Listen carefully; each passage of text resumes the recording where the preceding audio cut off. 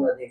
ભરૂચના નેતાઓ જોડે ખાસ કરીને તો પ્રકાશભાઈ જોડે વિવાદ, હવે દર્શનાબેન જોડે વિવાદ, ભૂતકાળમાં એક મંત્રી સાથે બી એ થયું. આવું કેમ થાય?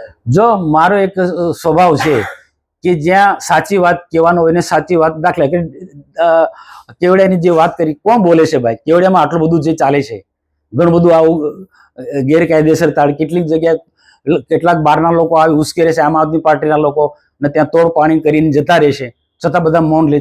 એક વર્ષ પહેલા ટ્રાઇબલ મ્યુઝિયમની અંદર 2 લોકોના મર્ડર થયા હતા. એ દરેક 25-25 લાખ એમને મળ્યા અને બાકીના નેતાઓએ 10-10 લાખનો તોડ કર્યો. કેમ બોલતો નથી? બધાને ખબર છે. કેવડિયામાં તમે બધાને ખબર છે.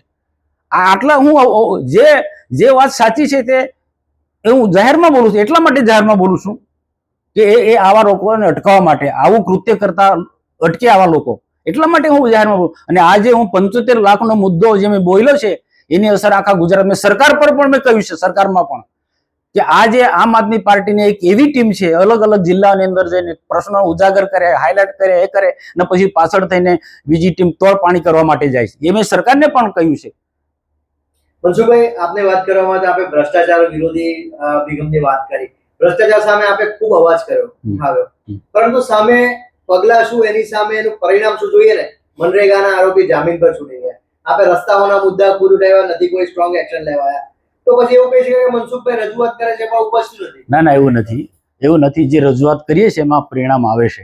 દાખલા કે આજે જે બોલ્યો છે, આજે 75 લાખ આ જે માંગણી કરી આમ આદમી પાર્ટીના નેતાઓએ, પેલા બિલ્ડર કે કોન્ટ્રાક્ટર કે અધિપાસી પાસે, એ જે અમે આ પત્રકાર પરિષદ ના બોલાયો તો એ કોઈનો કઈ રીતના 75 માંથી 50 પણ બી આવીને લઈ ગયા હોત. એટલે એવું નથી કે પરિણામ નથી, પરિણામ આવે છે.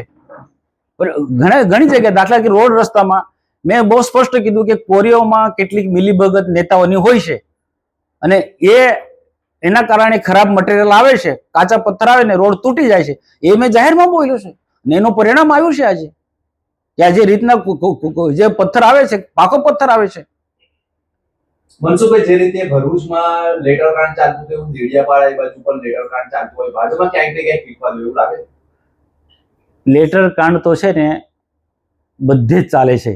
આપણને જ્યારે ખબર પડે ત્યારે કે અહીંયા ડેડિયાપાડામાં ચાલે, કે અહીંયા ચાલે છે, એ બધે જ ચાલે છે.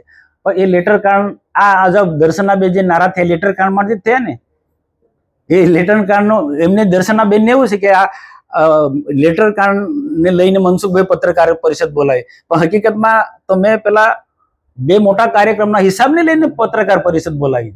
એમની ગેરસમજ છે, અથવા તો ઇરાદાપૂર્વક આવા ખોટા લોકોને બચાવવા માટે એમને આ પત્રકાર પરિષદ બોલાવી છે. દર્શનાબેન આક્ષેપ છે કે તમારો ભાણિયો થાય છે, તમારા બેની મિલીભગત છે કે જે બી કંઈ થાય છે એમાં.